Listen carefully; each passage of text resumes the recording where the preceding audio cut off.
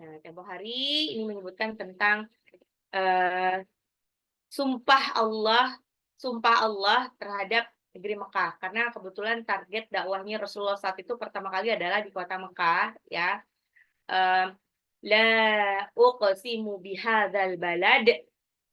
La uqsimu, aku bersumpah bihadzal balad, demi negeri ini, Mekah. Ya, la uqsimu bihadzal balad. Aku bersumpah demi negeri ini, Mekah. Wa anta, sedangkan engkau Muhammad, hillun, bertempat tinggal bihadzal balad, di negeri ini. Wa walidi wa ma walad, wa walidi wa ma walad. Aku juga bersumpah demi pertalian bapak, wa ma walad, dan anaknya. Ya, jadi walidi itu adalah bapak, walad itu adalah anak. Laqad khalaqnal insana fi kabad. Sungguh kami menciptakan al-insana, manusia, fi kabad, dalam keadaan susah payah. Ayah sabu yaqdiru alaihi ahad. Ayah sabu, apakah dia manusia, yaqdiru alaihi ahad. Apakah dia manusia mengira yaqdiru alaihi ahad, tidak ada seorang pun yang berkuasa atasnya. Nanti kalau masih ada yang bertanya, kenapa di ayat satunya itu la uqsimu, aku bersumpah, dan sudah pasti ini adalah Allah yang bersumpah. Kenapa di ayat 4-nya ini Allah menyebut dirinya laqad khalaqna. Pokoknya kalau ada akhiran nun matobi'i, nun harokat fathah bertemu dengan alif, ya, khalaqna, nanti ada ja'alna, ansha'na, itu berarti kami menciptakan, kami menjadikan, ya. Wa anzalna, kami menurunkan. Nah, kenapa di sini kami? Bukan berarti bahwa Allahnya ada banyak, bukan, tapi ini lebih ke gini. Karena Allah itu adalah King of the King, Master of Master of the Master, gitu kan.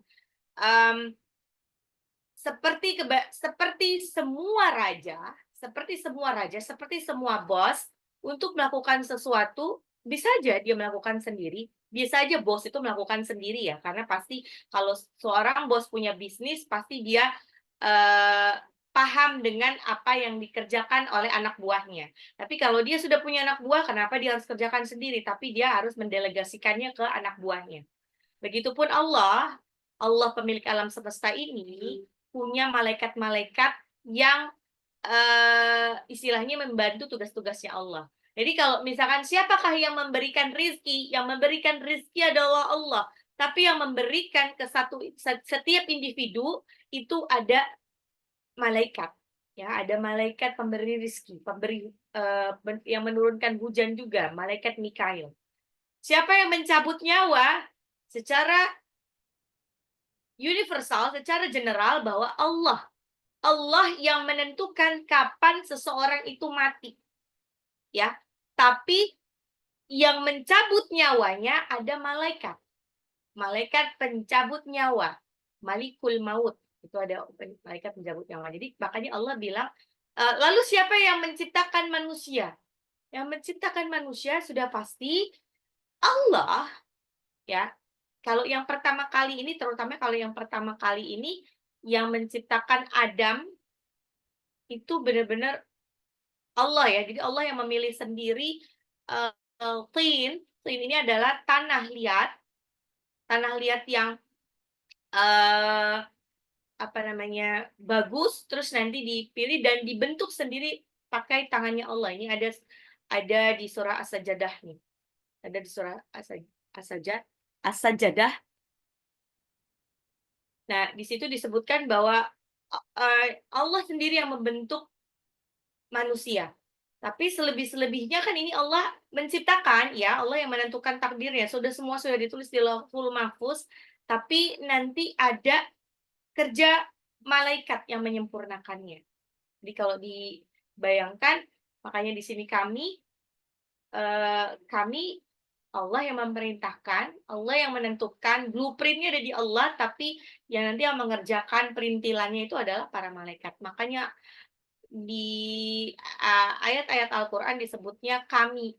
Kami menciptakan, kami menurunkan. Menurunkan Al-Qur'annya dari Allah, tapi yang menyampaikan ayat-ayat itu ke Rasulullah SAW itu adalah malaikat Jibril, ya. Dan katanya juga kalau misalkan disebut Malikul Maut, apakah Malikul Maut ada satu? Tidak. Jadi Malikul Maut itu ada satu pemimpinnya, tapi ada banyak sekali anak buahnya. Oke, jadi paham ya kenapa di situ ada kata kami untuk menyebut seperti Allah gitu kan. Bukan Allahnya ada banyak, tapi Allah punya bala tentara. Oke, kita masuk ke ayat selanjutnya, ayat 6. Yaqulu ahlaktu malan lubada. Yaqulu, dia mengatakan. Siapa yang mengatakan? Yang mengatakan orang-orang kafir. Ahlaktu. Aku telah menghabiskan malan, harta, lubada yang banyak.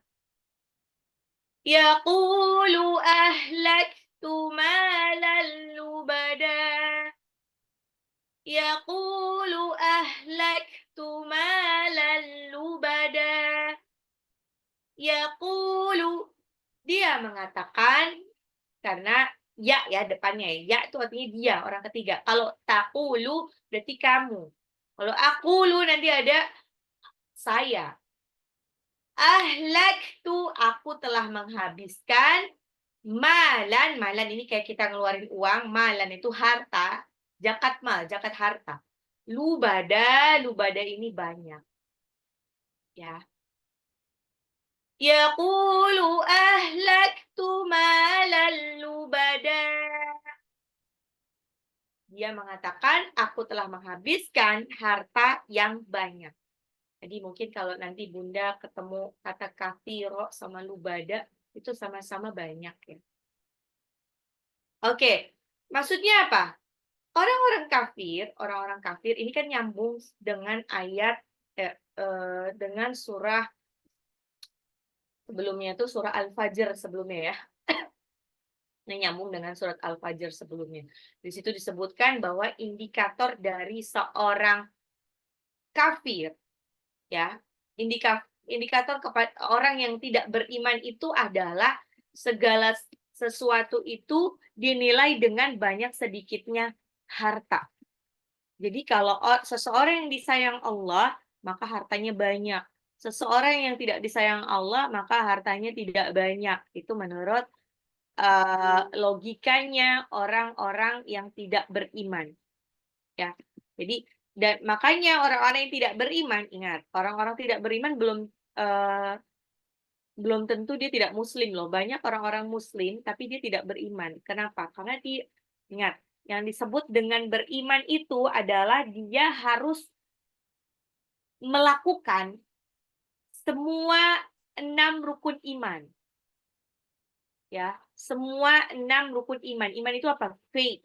Faith itu lebih dari sekedar belief. Apa? Belief itu percaya, lebih dari sekedar percaya gitu kan. Jadi benar-benar yang masuk dari hati. Jadi yang disebut beriman, dia tidak hanya muslim. Tapi dia sudah jelas yang pertama dia tauhid. Percaya bahwa hanya ada satu Tuhan, itu namanya Allah, yang mengatur segalanya, termasuk hidupnya.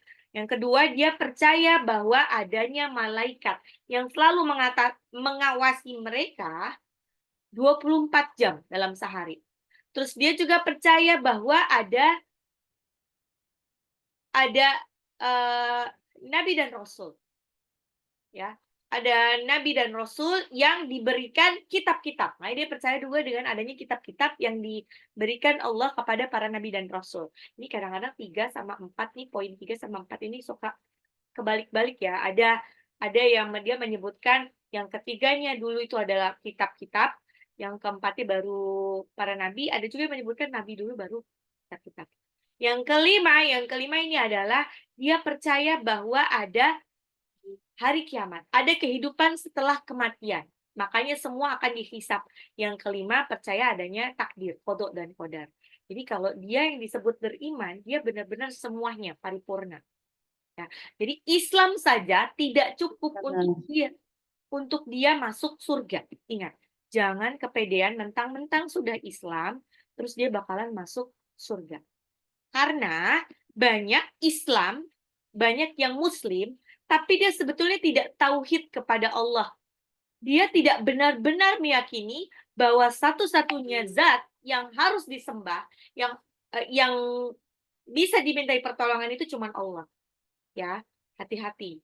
Makanya disebut dosa musyrik itu mensekutukan Allah adalah dosa yang tidak diampuni. Oh, dosa tidak diampuni berarti apa? Berarti dia tidak ada kesempatan kedua untuk bertobat. Ya, kalau maksudnya kalau sudah mati ya, kalau dia belum meninggal, belum mati, sebelum nyawa sampai di kerongkongan, idza balaghatil hulqum, masih ada kesempatan dosa seberat apapun akan diampuni. Tapi kalau sudah sampai di kerongkongan, itu dia belum bertobat, maka tidak ada kesempatan lagi. Allah sudah nggak akan ampuni lagi.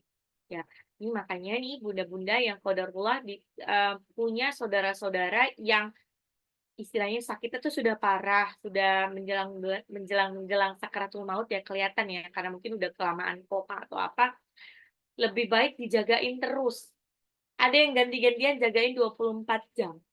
Ya, kalau bisa malah mungkin eh, apa ya?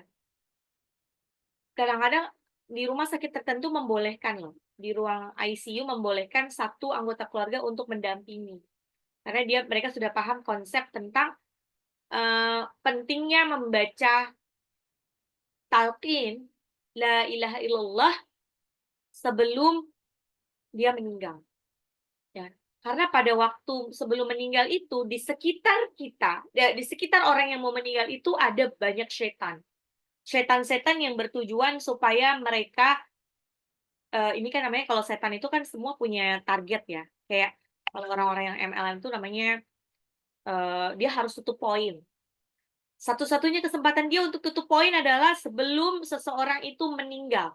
Makanya diusahakan sebelum meninggal, si setan ini berusaha untuk menggait dia. Supaya kalimat terakhir yang diucapkan itu bukan kalimat La ilaha illallah. Ya.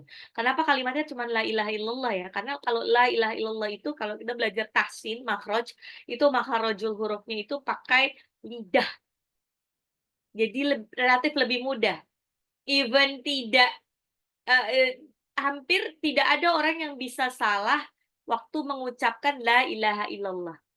Kenapa? Karena ya emang cuman cuman makhraj itu pakai lidah, nggak pakai effort. Jadi cuman gerakan lidah aja, gerakan bibir saja insya Allah sudah benar. Nah, gitu. Karena akhir hayat seseorang itu menentukan masa depan dia nanti di surga atau di neraka. Maka ini yang mesti dijaga baik-baik ya. Ya, kalau yang sakit, usahakan ada yang selalu menemani dia, supaya dia itu tidak keburu dihampiri sama setan. Kalau dihampiri sama setan, ngerinya adalah nanti dia di akhir hayatnya bukan tauhid kepada Allah, tapi mereka malah menyembah setan ya. Menyembah setan tuh misalkan apa? Kadang-kadang ada kalanya orang-orang itu sebelum meninggal itu kan kepikiran yang macam-macam ya. Apakah dia tiba-tiba kepikiran hartanya gitu kan.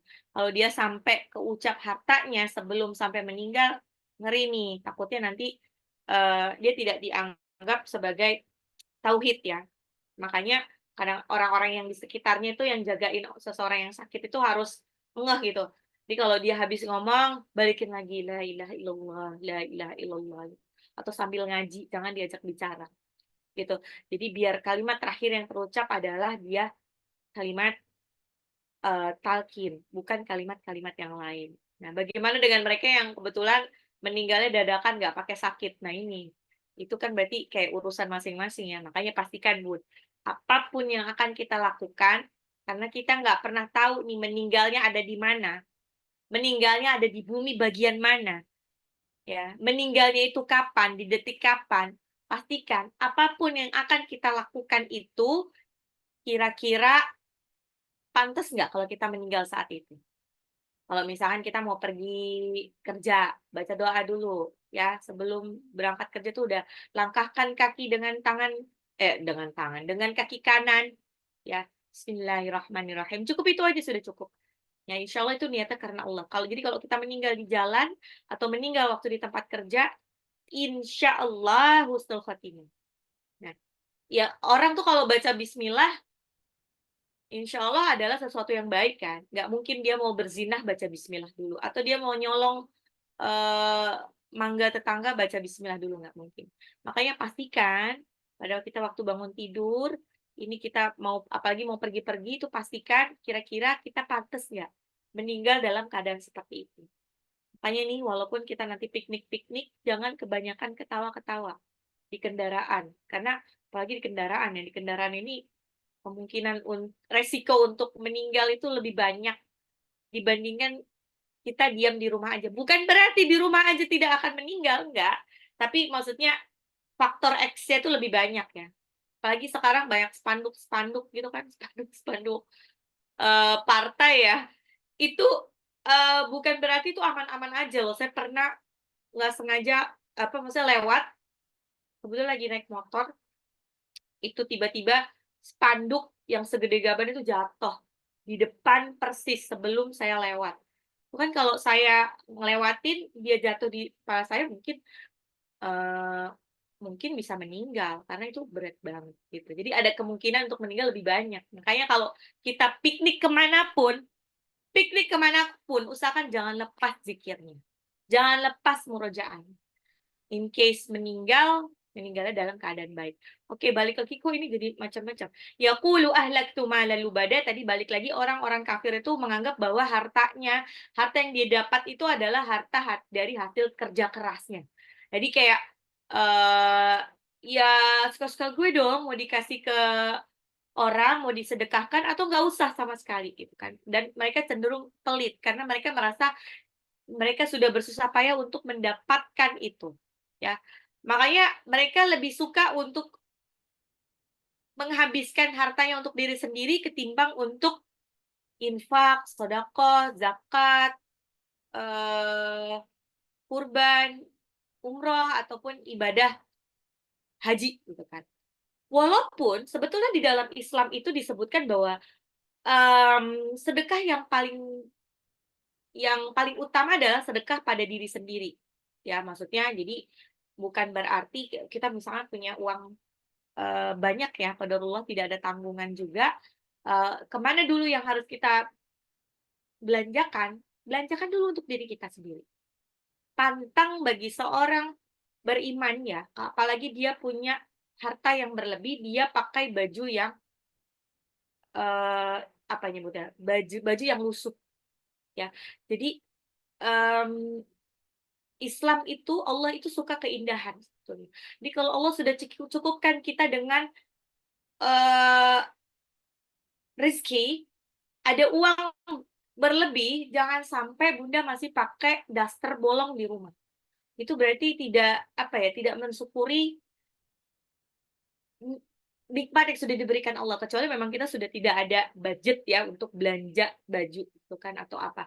Tapi kalau jangan ya itu dia, intinya kita memantaskan diri lah, memantaskan diri. Kita karena sedekah yang paling utama itu untuk diri kita sendiri juga kan. Tapi bukan berarti mentang-mentang sedekah paling utama kan untuk diri sendiri, terus terus yang dipikirkan adalah diri sendiri. Kita lupa memikirkan yang lain gitu kan. Nah, eee, nah orang-orang yang tidak beriman ini, mereka dengan bangganya, mentang-mentang dia punya harta banyak dengan hasil kerja kerasnya sendiri, mereka menghabiskan hartanya untuk hal-hal yang haram. Mereka habiskan hartanya untuk judi. Mereka habiskan hartanya untuk minum-minuman keras, karena minuman keras itu ternyata nggak murah ya, mahal ya, untuk wine itu segala mahal. Untuk tiket masuk neraka itu ternyata mahal ya, lebih murah masuk surga aslinya, tapi berat aja. Ya, mereka dengan bangganya ya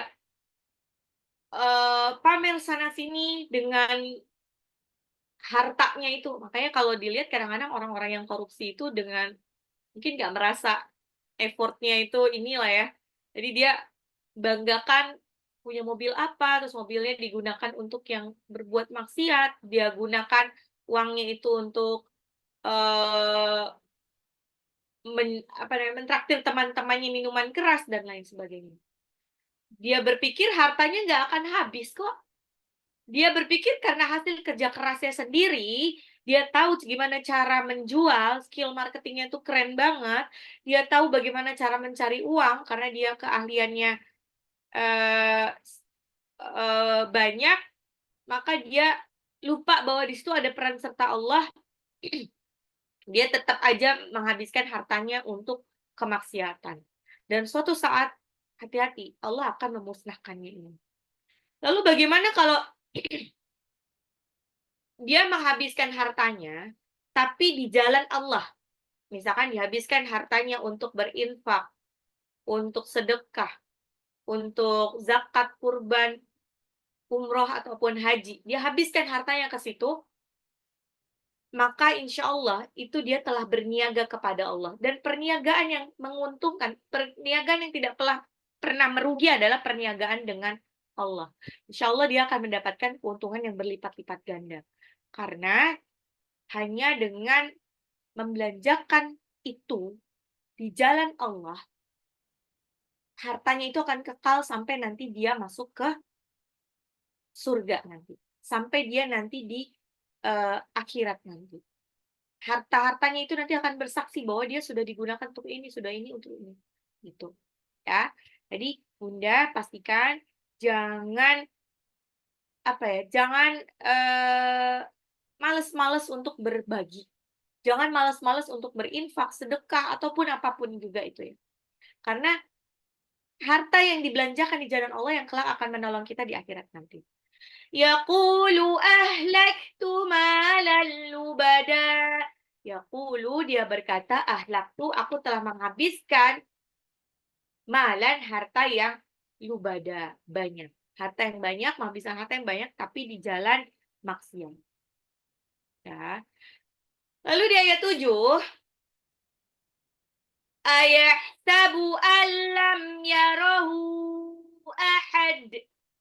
Ayahsabu, apakah dia mengira, alam, bahwa tidak ada, yarohu, yarohu ini yaro, melihat,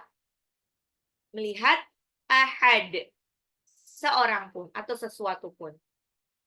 Ayahsabu alam yarahu ahad.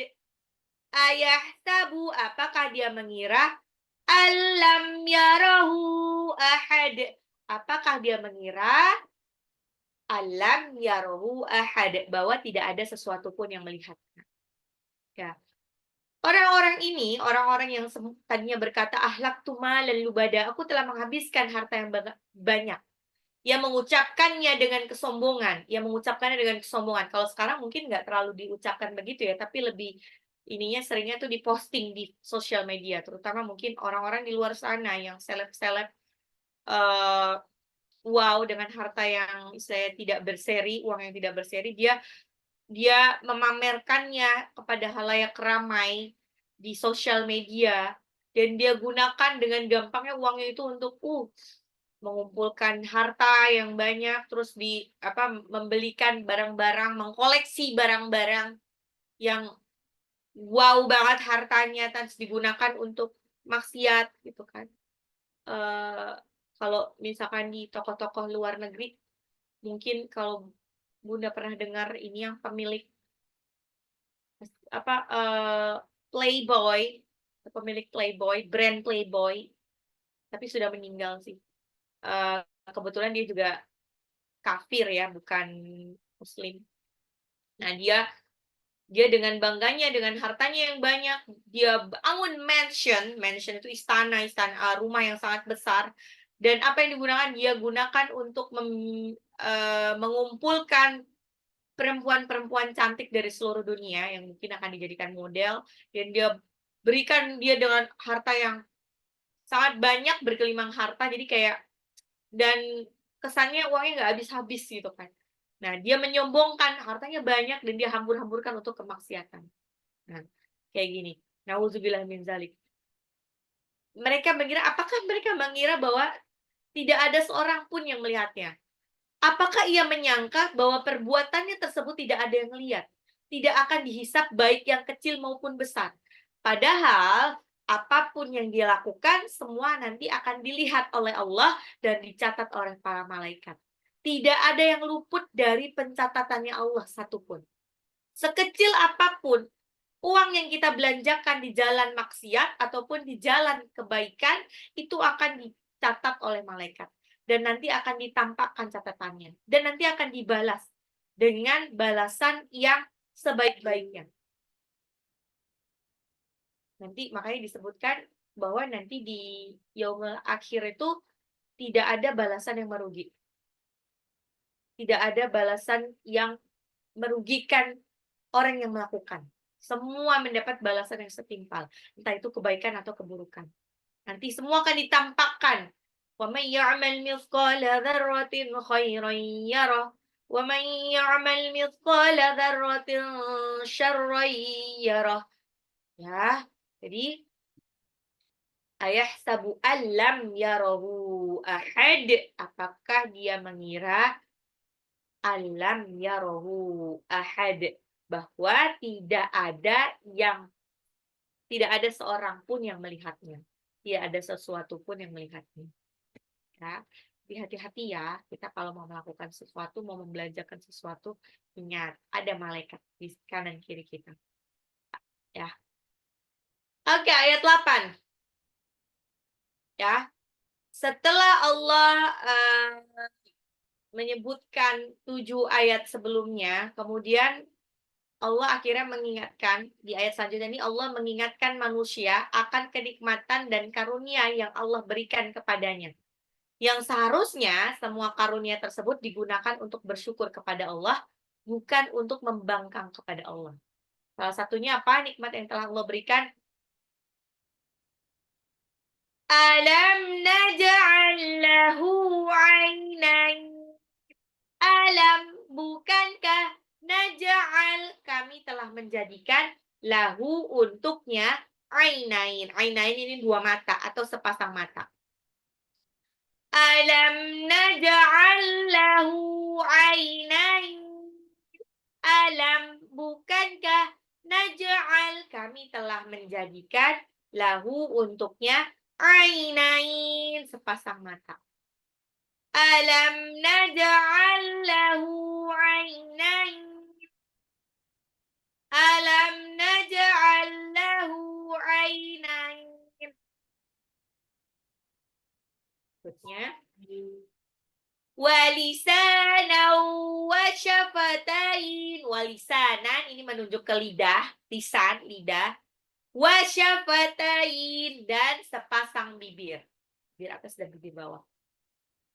Walisanan wa syafatain. Nah. Alam naj'al lahu ainain. Walisanan wa syafatain. Walisanan wa syafatain. Bukankah kami telah menjadikan untuknya sepasang mata dan lidah dan sepasang bibir? Di dua ayat ini Allah ingin menunjukkan karunia Allah kepada manusia. Allah telah memberikan kepadanya kenikmatan lisan, ada lidah, kita dikasih lidah, terus dikasih bibir yang Masya Allah, Alhamdulillah sempurna. Terus dikasih dua mata, ya walaupun pakai kacamata masih lumayan lah bisa ngelihat. Ini di antara banyak nikmat yang sangat besar. Kedua mata ini sebagai tanda syukur kita kepada Allah adalah gunakan kedua mata untuk melihat dan kebesaran Allah dalam ciptaannya. Gunakan kedua mata ini untuk membaca ayat Al-Quran, membaca Al-Quran. Gunakan dua mata ini untuk membaca buku-buku tentang Islam. Atau melihat ceramah, datang ke kajian, melihat tayangan-tayangan video-video YouTube yang isinya tentang kajian dari Ustadz Ustazah. Ya, mata, gunanya untuk itu. Bukan sekedar digunakan untuk menonton film-film. Ya, untuk menonton sinetron-sinetron atau drama-drama atau membaca novel-novel yang eh, lebih banyak mudaratnya. Mungkin ada yang masih menonton, kebetulan di novelnya itu ada yang porno atau apa. Ya, jadi gunakan sebagai wujud syukur kita, gunakan kedua mata untuk melihat keagungan dan kebesaran Allah, untuk belajar, untuk mengkaji. Lalu apa dengan lidah? Lidah ini, bayangkan, lidah ini Allah berikan, kalau tidak ada lidah, maka kita tidak bisa merasakan enaknya satu makanan. Plain gitu aja.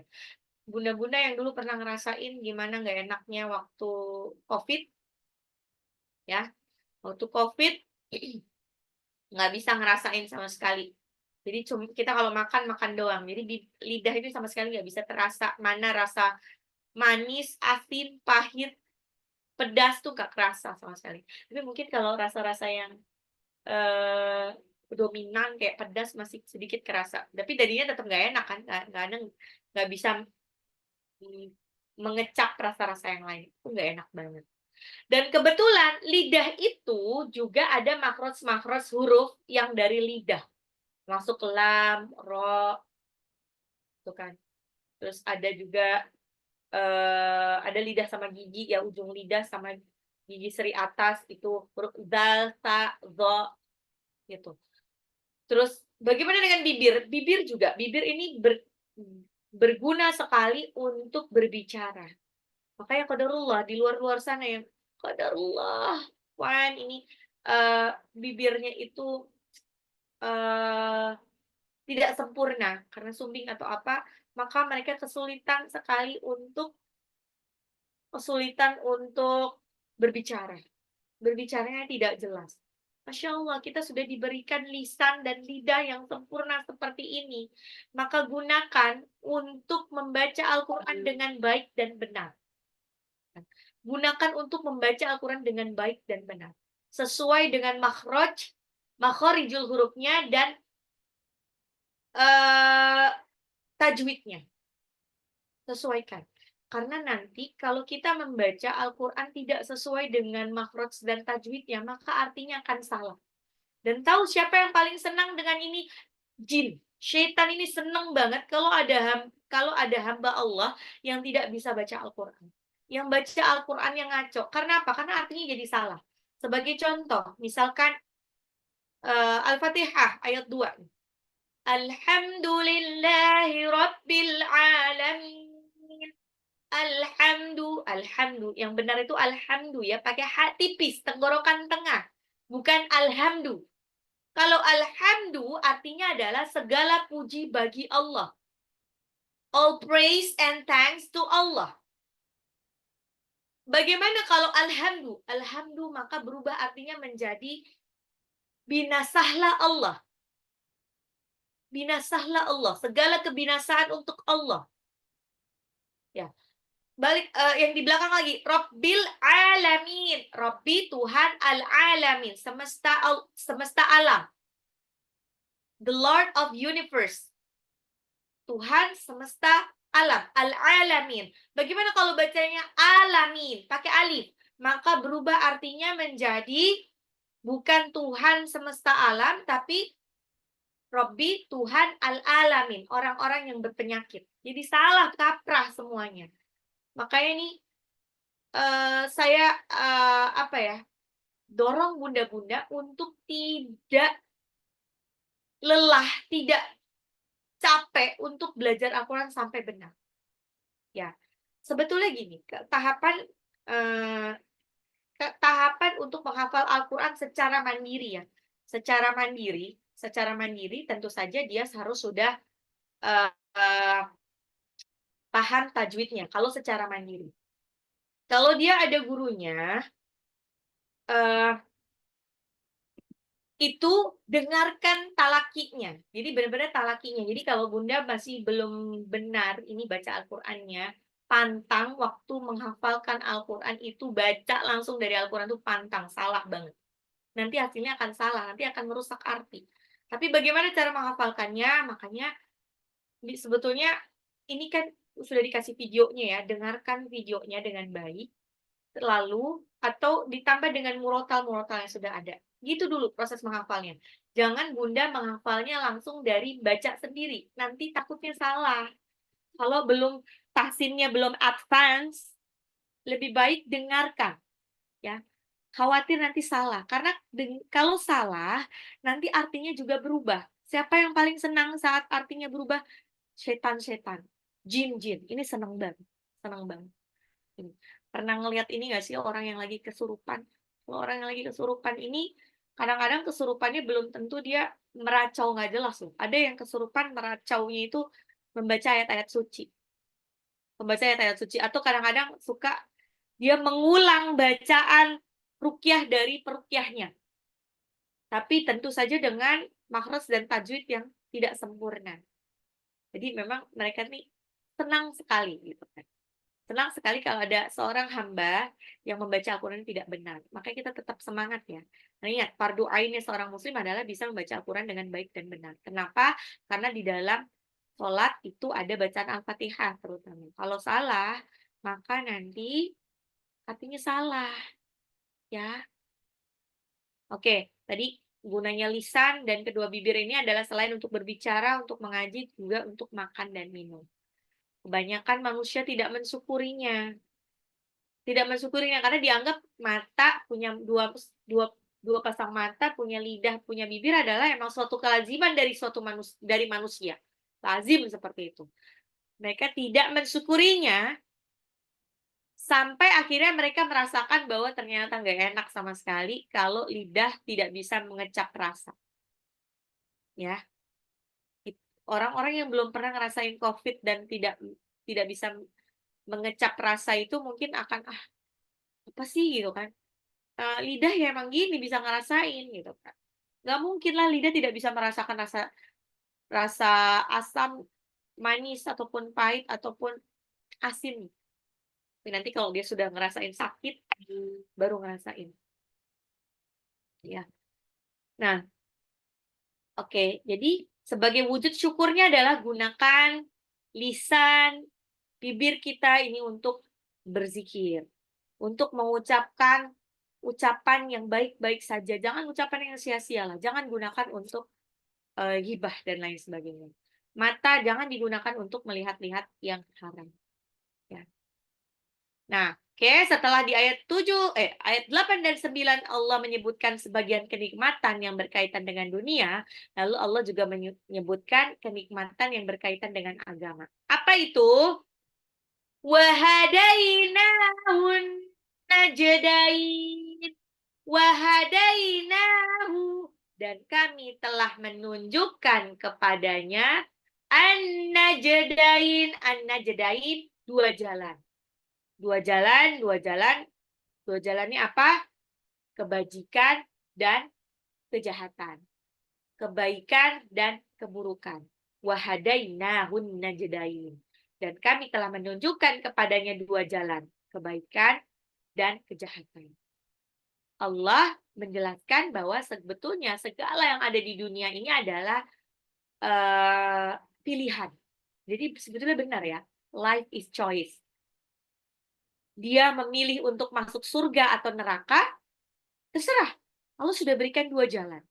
Allah sudah berikan dua jalan lengkap dengan konsekuensinya.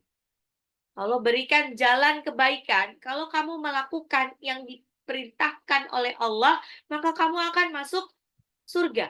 Kalau kamu menjauhi larangan Allah, maka kamu akan masuk surga. Begitupun, kalau kita mengikuti jalan kejahatan, kalau kita tidak melaksanakan perintah Allah, kalau kita justru menjalani larangan Allah, maka kita akan masuk neraka. Jadi benar, life is choice. Hidup ini pilihan, lengkap dengan konsekuensinya. Apa yang akan kita konsekuensi apa yang akan kita terima di masa depan itu tergantung dari hari ini. Terserah. Jadi Allah tuh membolehkan terserah aja, suka-suka aja.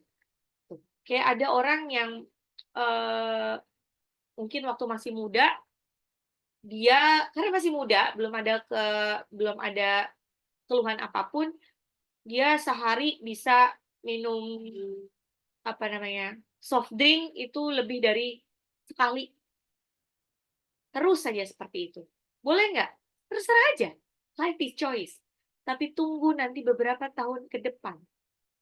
5 atau 10 tahun lagi. Nauzubillah min zalik. Saat itu yang terjadi mungkin ginjal kita sudah tidak sebaik sekarang kan. Karena terus dijejelin sama minuman-minuman manis yang ekstra manis dan manisnya itu pemanis buatan pula. Sampai yang terjadi nanti akan terjadi diabetes, terus ginjal.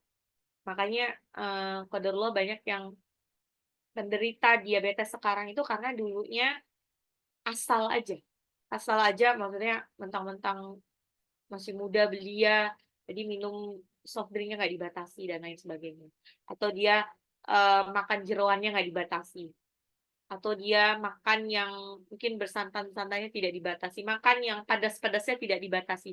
Nanti apa yang terjadi, semua ini nanti akan ada sebab akibat.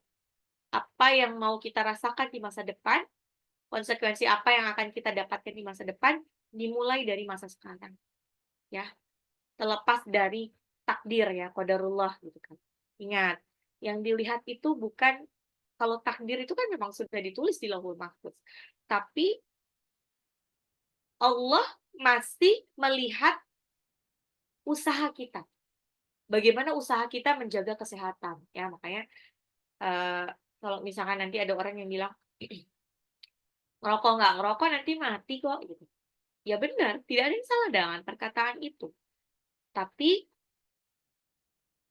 kita maunya matinya dalam keadaan ya mati aja, mati secara normal, bukan karena qadarullah karena kanker gitu kan. Terus kalau misalkan memang Allah nauzubillah min zalik, Allah takdirkan kita mati dalam keadaan sakit, ya mungkin sakitnya itu adalah penggugur dari dosa-dosa kita. Ya, insya Allah sebelum kita menghadap kepada Allah, dosa-dosa kita sudah bersih. Gitu.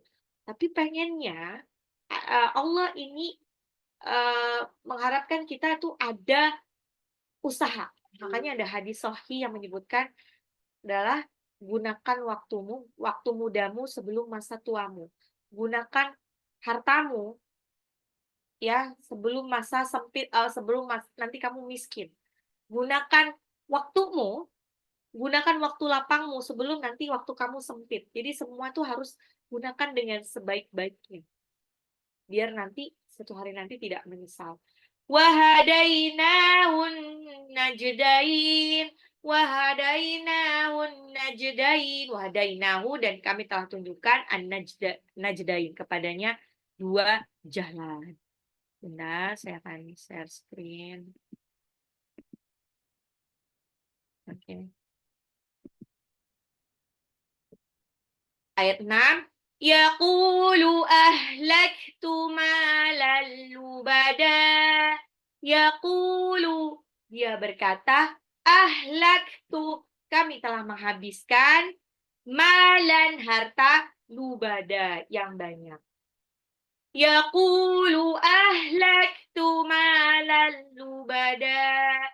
Yaqulu, qafnya 2 harokat, mataba'i, malan, mimnya 2 harokat, lan, ini tanwin ketemu lam, idgham bila guna, langsung dilebur ya, tanpa ditahan. Lubada, di belakang ini ada mat iwat.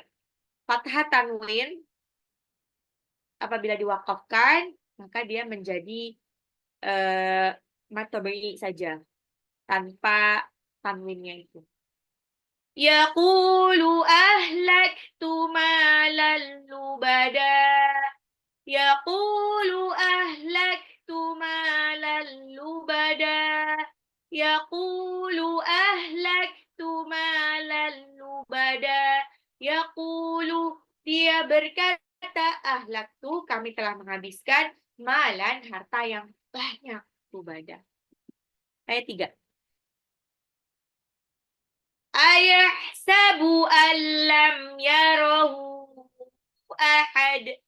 Ayahsabu, apakah dia mengira, apakah manusia mengira, alam, bahwa tidak ada yarahu, yang melihat, ahad, sesuatu pun atau seorang pun.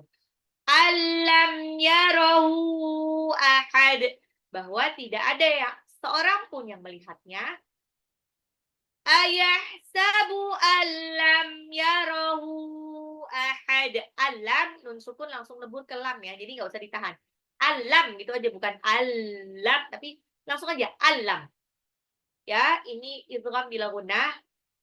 Yarahu, hanya ini sebetulnya mantobi'i. Ya, mantobi'i pada hal domir bertemu dengan alif nih. Yarahu ahad. Yarahu ahad. Jadinya dia mad silah tawilah. Ayahsabu allam yarahu ahad. Ayahsabu allam yarahu ahad. Ayahsabu allam yarahu ahad. Alam naj'al lahu 'ainain. Alam naj'al lahu 'ainain. Alam, bukankah naj'al, kami telah menjadikan lahu untuknya 'ainain, sepasang mata. Naj'al, jimnya nih dikol-kolah ya. Baju di toko, ba, jim, dal, to, qaf, itu kalau disukunkan dipantul. Lahu ini adalah materi pada hal domir, maksilah, qasirah, karena dia bertemu dengan huruf selain alif dan hamzah. Ainain, ingat itu sifat lin, belakang baru matlin. Karena sifat lin yang diwakafkan, jadinya matlin. Alam naj'al lahu 'ainain. Alam naj'al lahu 'ainain. Alam naj'al lahu 'ainain. Berikutnya. Walisanan wa syafatain. Walisanan wa syafatain. Walisanan dan lidah, wa syafatain dan dua bibir. Walisanan, sinnya dua harokat, nunnya tanwin ketemu waw, itu kan birunah. Nah, jadi langsung dilebur tapi ditahan. Wa syafatain, di belakang matlin lagi. Walisanan wa syafatain. Walisanan wa syafatain. Walisanan wa syafatain. Walisanan dan lidah, wa syafatain dan sepasang bibir. Terakhir. Wahadainahun najdain. Wahadainahun najdain. Wahadainahu, dan kami telah memberikan petunjuk dan kami telah menunjukkan an-najdain, dua jalan, dua kebaikan dan keburukan. Hadaina itu maksudnya memberikan hidayah, memberikan petunjuk. Ya. Hadainahu, dainya ini adalah sifat lin, nunnya mat tabi'i, an-najdain, alif lam samsyah, alif lamnya nggak dibaca. Ya, karena langsung lebur ke nun tasdid di gunnah. Nun tasdid itu bacanya gunnah. Jimnya qalqalah, pantul, dain di belakang matlin. Sifat lin yang diwakafkan. Wa hadainahun najdain. Wa hadainahun najdain. Wa hadainahun najdain. Wa hadainahun najdain. Ulang lagi. Yaqulu ahlaktu malan lubada. Dia berkata, aku telah menghabiskan harta yang banyak. Ayahsabu allam yarahu ahad. Apakah dia mengira bahwa tidak ada seorang pun yang melihatnya? Alam naj'al lahu 'ainain. Bukankah kami telah menjadikan untuknya sepasang mata? walisanan wasyafatain, dan lidah dan dua bibir, maksudnya sepasang bibir.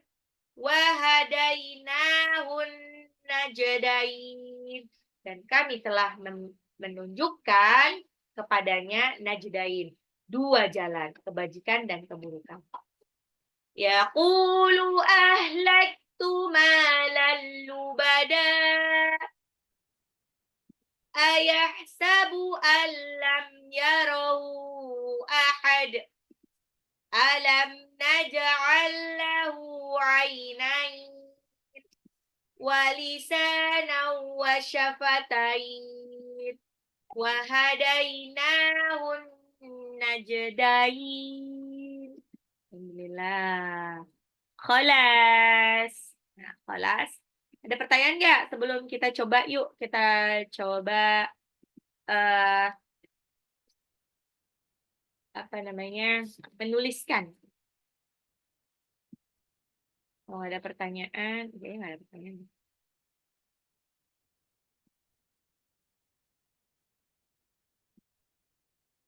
Oke, kayak nggak ada pertanyaan. Oke lah. Yuk kita coba yuk. Siapkan alat tulisnya. Dengarkan baik-baik dari saya. Nggak apa-apa, ini cuma belajar doang kok.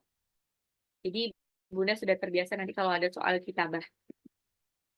Ya, pokoknya ikutin aja apa namanya dari saya. Oke, siap? Satu ayat aja, satu ayat full. Oke, ini ada cuma 3 kata kok. Oke, mulai dari kanan ya nulisnya ya. Yang pertama, yauma. Yauma. Yauma. Ingat, ada huruf apa itu? Ya, pasti. Yau, itu pakai waw. Yauma. Apakah dia bisa disambung atau tidak? Yauma. Ini satu kata ya. Yauma. Oke, sudah? Yauma sudah. Sekarang yang tengah.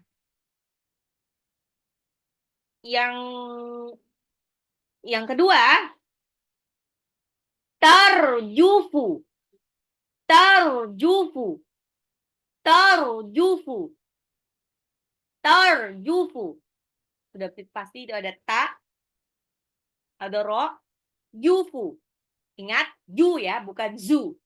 Huruf apa itu kalau yu, tengah lidah bertemu lagi lain atas.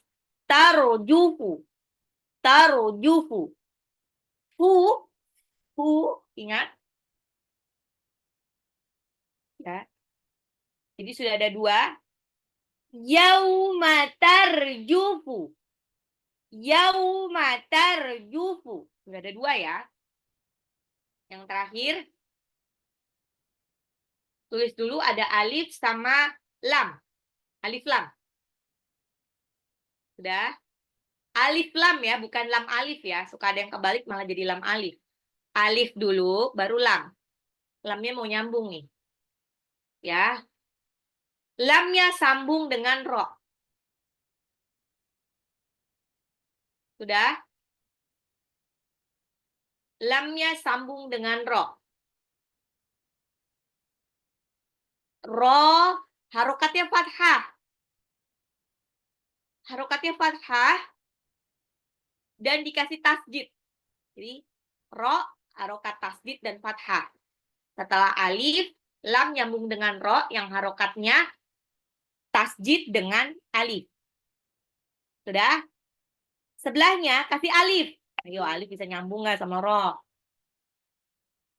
Udah? Ro. Nah, jadi panjang ya ro-nya. Sebelahnya lagi. Jifatu. Jifatu. Jifatu. Itu pakai ji ya, jim. Belakangnya itu tak marbutoh. Tak marbutoh tapi doma. Ya, bukan tak biasa tapi tak marbutoh. Tak marbutoh itu adalah yang seperti huruf H-nya Allah, tapi dikasih titik 2 di atas. Jifatu. Yauma tarjufur rajifah. Bacanya begitu. Oke. Oke. Jadi sudah ada 3. Yauma tarjufu arrojifah. Arrojifatu. Apaan? Dibacanya jadi yauma tarjufur rajifah. Nah, coba. Saya mau lihat deh siapa yang sudah semuanya.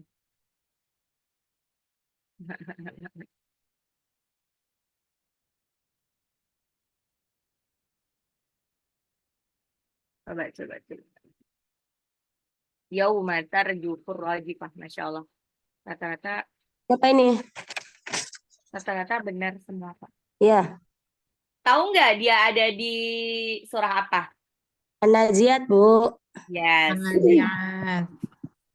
Ternyata, Insya Allah. Alhamdulillah ya, Bu. Iya. Bisa semuanya nih. Yauma Bisa coba. tarjufur Ntar saya tengok sampai bawah dulu ya, Bu. Iya, ini saya lihat semua yang yauma tarjufur rajifah. Masya Allah. Benar semuanya nih kayaknya. Hmm.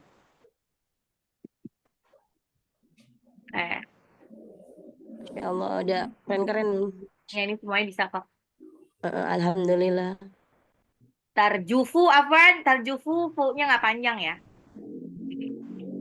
Oke, semuanya. Nah, Alhamdulillah. Ya Allah. ini ada yang masih salah sih. Tapi enggak ini ya, Bu, dikit lah ya. Tapi rata-rata alhamdulillah udah oke Udah ya, Bu. Ya. Mm-mm. Ya adalah di surah An-Nazi'at ayat 6 ya. Yauma tarjufur rajifah. Yauma tarjufur rajifah. Oke. Kayaknya emang harus sering latihan ya, Bu ya. Jadi biar kita paham gitu, biar bisa nyambung. Lama-lama lemes juga kan tangannya. Yes. Ya, alhamdulillah, barakallah.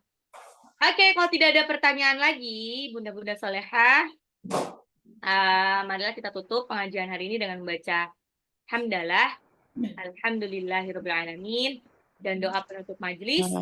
Subhanakallahumma wa bihamdika, asyhadu an la ilaha illa anta, astaghfiruka wa atubu ilaik. Yang benar datangnya dari Allah, yang salah datangnya dari saya sendiri. Mohon maaf lahir dan batin. Wabillahi taufik wal hidayah. Wassalamualaikum warahmatullahi wabarakatuh. Waalaikumsalam warahmatullahi wabarakatuh. Warahmatullahi wabarakatuh. Jazakallah Terima kasih. khairan katsira, Ustazah.